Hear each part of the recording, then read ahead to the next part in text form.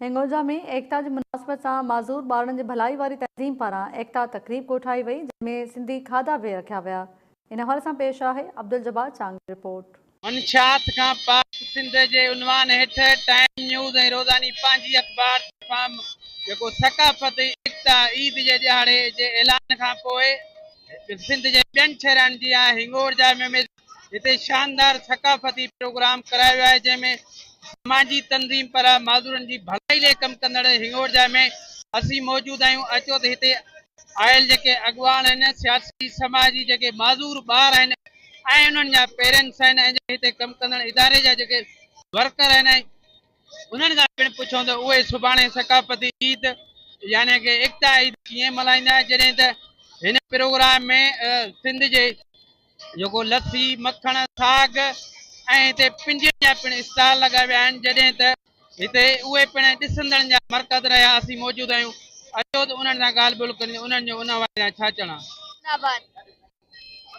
सिंध सकाफत जिंदाबाद, सिंध की बोली जिंदाबाद। आज हमारे लाइफ चेंजिंग फाउंडेशन में सिंध की सकाफत का दिन मनाया जा रहा है और साथ में ही डिसेबल बच्चों का भी दिन मनाया जा रहा है।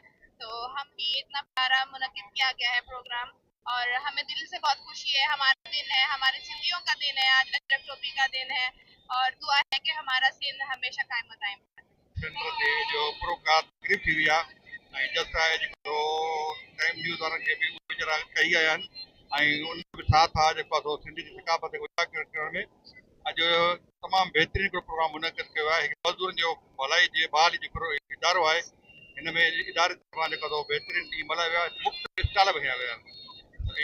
सूचियुनि जो अजरक पुराणे जेके दौर में असां शयूं इस्तेमालु कंदा हुआसीं, टिकर जा साव उनजा स्टॉल लॻा विया आहिनि। मखण ऐं माखी ऐं साग चांवर जी मानी इहे स्टॉल रखिया विया आहिनि ऐं तमामु बहितरीनु नमूने जेको आहे अॼु प्रोग्राम मुनक़िद कयो वियो आहे। सकाफ़त ॾींहुं मल्हायो वियो आहे। टाइम न्यूज़ जे तावन सां अॼु हीअ पुरवकार सिंध जो सकाफ़ती ॾियारो मंशात का पाक सिंध जे उनवान जे हेठि असां मल्हाए रहिया आहियूं, जंहिंमें असां वटि अक्सरियत सां मख़सूस माज़ूर ॿारनि ऐं उन जे वालिदैन शिरकत कई आहे ऐं असां वटि सिंध जूं सकाफ़ती जेके स्टॉल आहिनि उहे शौक़स लॻाया विया आहिनि। उन सां गॾु असां मौसीक़ी जंहिंमें सिंधी क़ौमी गीतनि ते मख़सूस ॿार जेके आहिनि उहे रक़्स करे ऐं सिंध जे शान में पंहिंजो कीमती जेको आहे असां शामिल कर रहे हैं। सारी बात है, हमारे लिए भी उतने ही पुरवकार तकलीफ है ये हमारे लिए। बेशक हम पंजाबी हैं लेकिन हमारे लिए बिल्कुल ऐसे ही है। हमें इतना लगाव है जितना सिंध वालों को है। हम भी हमारे लिए भी यही धरती है, यही सिंध का दिन है। इस दिन हमें ऐसे लगता है ये हमारा अपना दिन है और हमें लगता है कि हमारे जज्बात को जो है बिल्कुल एकाकाशी करता है।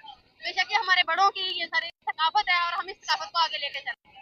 ये जाहिर बात है, सबसे बड़ी बात जो टोपी अजरक है वो एक बुनियादी हिस्सा है इस चीज का, तो वो हमने खरीदी है जरूर इसको अक्कासी करने के लिए कि अब हमारा भी ये सकाफत है, हमारा हिस्सा है और हम इसको इसकी रिप्रेजेंट करेंगे, इसकी नुमाइंदगी करते रहेंगे। बिल्कुल मुझे बहुत खुशी होती है कि LCF टीम के होने के ताल्लुक के साथ हम सिंध में रहते हैं और हमारा सिंध मनाया जा रहा है। हमें बहुत खुशी हो रही है। सकाफती ॾियारे में शरीक थियण लाइ ॿियो त असांखे ॾाढी ख़ुशी थी आहे ऐं इहो ॾाढो सिंधी सकाफत जो सभई मल्हाईंदा आहिनि, पर असां हिते ॾाढो माज़ूर ॿारनि सां मल्हाए करे ॾाढी ख़ुशि थी रहिया आहियूं ऐं हिते असां मुख़्तलिफ़ स्टॉल लॻाया आहिनि जीअं पेंटिंग वग़ैरह ऐं हथनि जो भर्थ ठहियल स्टॉल लॻाया आहिनि। असांखे ॾाढी ख़ुशी थी आहे। जीअं ॿोली अॼोको ई ॾींहुं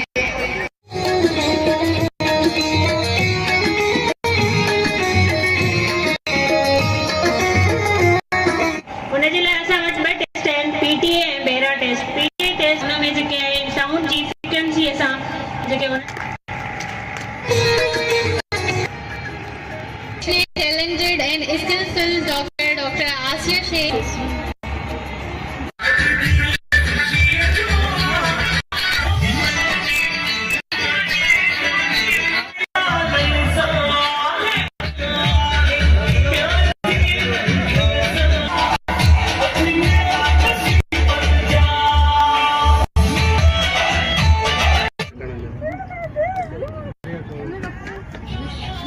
इनखे बि कवर कयो ॾाढो भराए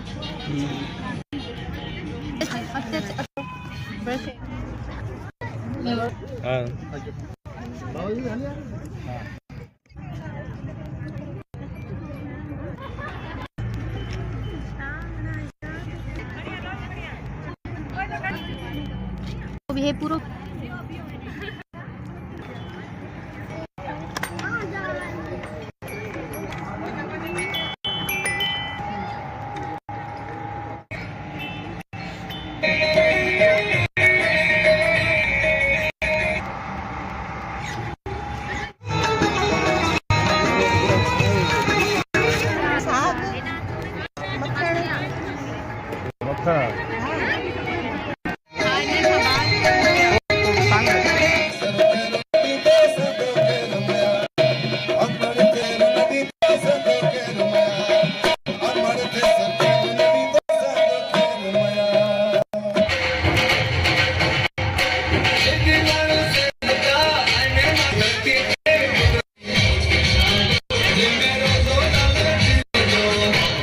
सकाफती एकता ईद जे ॾियारे जे हवाले सां जेको प्रोग्राम रखियो वियो उन में आयल सियासी समाजी शहरनि तोड़े जेको नंढा ॿार जेके माज़ूर आहिनि उन्हनि जूं अवां ॻाल्हियूं उन्हनि जो चवणु आहे त असीं जेका क़ौमी सकाफती एकता ईद आहे असीं भरपूर नमूने मल्हाईंदासीं ऐं सुभाणे जेको 7 डिसंबर ते मंशात खां पाक सिंध टाइम न्यूज़ ऐं रोज़ानी पंहिंजी अख़बार तरफ़ां सकाफती ऐलान कयो आहे जंहिंमें सॼो क्रेडिट अली कादी ॾे वञे थो जंहिं कुझु साल पहिरियां ऐलान करे सिंधियुनि जूं दिलियूं खटे वरितियूं आहिनि। सुभाणे जेका टाइम न्यूज़ ऐं रोज़ानी पंहिंजी अख़बार तरफ़ां जेका हिंगोर जा मां रैली निकिरंदी प्रेस क्लब तरफ़ां उन में पिणु भरपूर नमूने शिरकत पिणु कंदासीं।